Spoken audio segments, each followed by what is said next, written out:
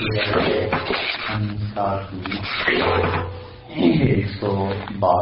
Number آیت کریمہ تک بات پوری کر لیے تھے،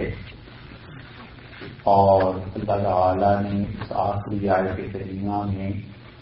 یہ بات بیان کی تھی کہ وہ لوگ جو علم میں پختہ اور پکے ہیں،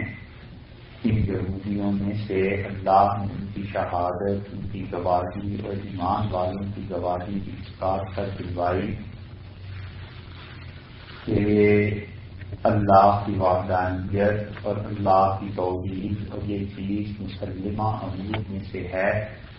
اور یہ جو عقیدے کی چیزیں اللہ نے بیان کی ہیں یہ سب کی سب اپنی جگہ پر برحق ہیں۔ اور اس آیت کریمہ سے یہ معلوم ہوا کہ اللہ کے ہاں جو لوگ راسخ کے جو علم ہیں ان کی بڑی حیثیت ہے، اور اس حیثیت کی وجہ یہ ہے کہ حضور اقدس صلی اللہ علیہ وسلم کے بعد اب امت میں نیابت جو چلی ہے وہ انہیں کی طرف چلی ہے،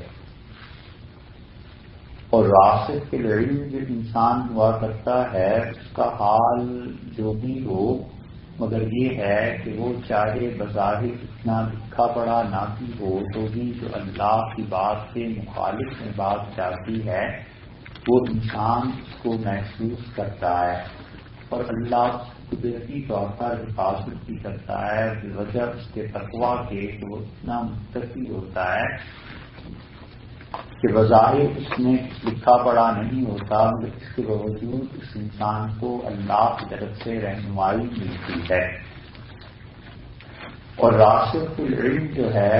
اس کا حال یہی ہو جاتا ہے کہ علم اصل میں اللہ کے ساتھ تعلق کا نام ہے،